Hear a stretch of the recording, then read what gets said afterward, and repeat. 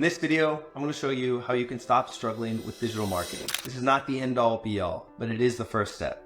I'm Stephen Bush, and I'm the head of marketing over at Kaleidoscope. We help orthodontists get more patients from the internet. So right now, new patient calls are down across the entire country. Honestly, it's a weird economy right now. And unfortunately, orthodontics is one of those things that becomes an optional expense for a lot of households on a tight budget. So what are you doing to capitalize on a smaller pool of patients that are still interested in treatment? Where do you rank? What's your website look like? How are people finding you online? So what are you doing to compete in a really competitive landscape right now? There is a smaller pool of people looking for orthodontics. Where do you rank online? How are people going to find you over your local competitors? Here's the other thing.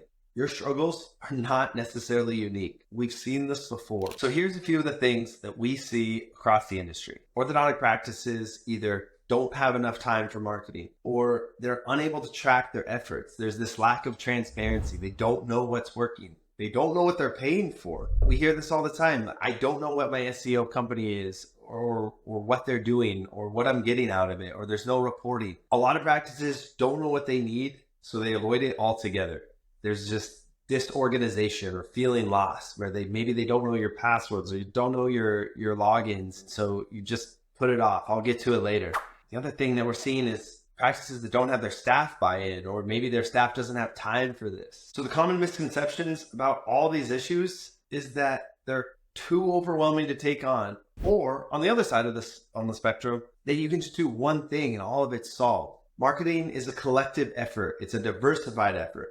So from what you're doing online to what you're doing in your practice, what you're doing on social media, all of it plays a part of the puzzle. So Google Ads, for example, this is one way that a practice can immediately rank online without having a website that's automatically ranking number one. So this is the cheat sheet, right? This is the way to get number one when somebody Googles orthodontics near me or any of the other associated keywords with orthodontics. But Google Ads is your audience that is in interested buying mode, right? They're not Googling these words for fun. They're Googling this because they are interested in buying. It's a shift from Facebook advertising, right? Where these people are maybe not in buying mode yet, but you're hoping to get in front of them so that when they are in buying mode, 6 months, a year from now, a year and a half from now, down the line, that you're top of mind. But Google Ads is where they're in buying mode right now. So this should be your most direct ROI. Our program, for example, we have trackable phone calls so that you can listen to every single phone call that comes in from this program. We record them.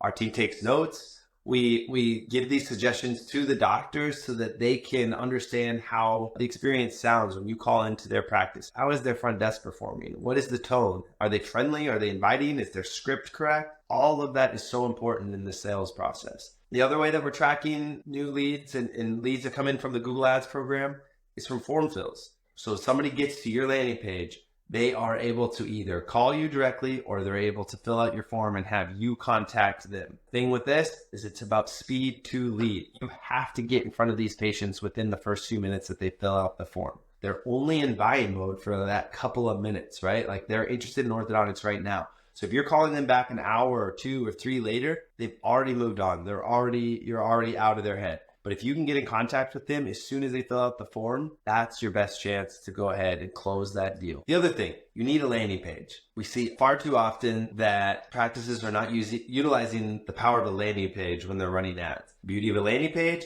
is that it shows you the direct traffic that came from that specific marketing effort. For example, if I'm sending all of my traffic to the website and all of that is combined with my organic traffic, I don't have a true understanding of where did that lead come from, right? So if you put them onto a landing page, now you have this segmentation of, okay, this is my traffic from a landing page or from an ad.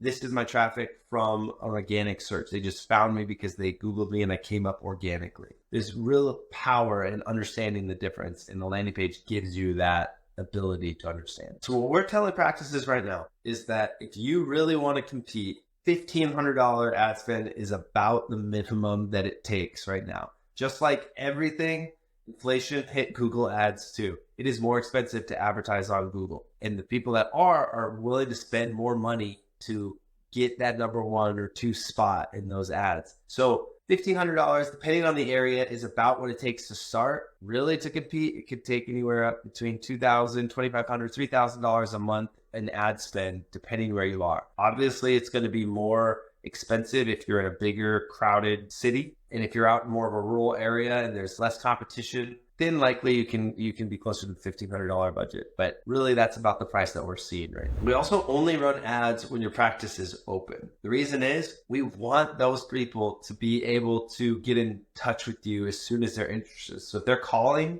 but your practice is closed, it does you no good to be utilizing your budget after hours, right? Unless you have somebody that's able to answer calls after hours. But when they're interested, we want them talking to a real person as fast as possible. So we're going to run ads when your practice is open. So everything I just covered was a lot, right? And everything with marketing varies from practice to practice. There is no one size fits all for marketing. If you would like help with your practice, reach out. The team and I would love to put together a comprehensive x-ray of your marketing and your practice and your efforts specifically and see how we can customize the solution just for you guys. So click the link below to find more.